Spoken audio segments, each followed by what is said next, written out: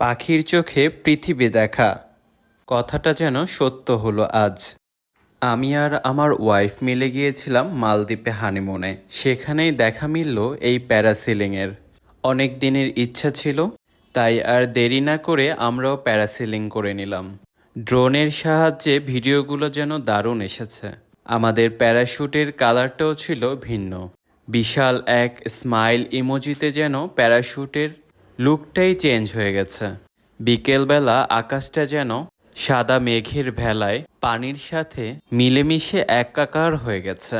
যতটুকু সময় আমরা এই প্যারাসিলিংয়ে ছিলাম, সেই সময়টুকু যেন ভুলবার নয়। আমাদের বারবারই মনে হচ্ছিল সারা জীবন যদি এভাবে প্যারাসিলিংয়ে ঝুলতে পারতাম, কত সুন্দরই না হতো। আমার পার্সোনালি মনে হয় জীবনের প্রতিটা মুহূর্তই এনজয় করা উচিত।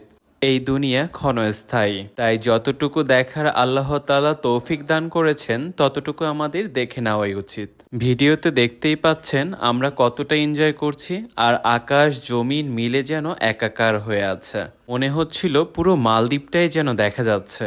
পানি আকাশ আর জমিন মিলিয়ে সম্পূর্ণ অন্যরকম এক মালদ্বীপ।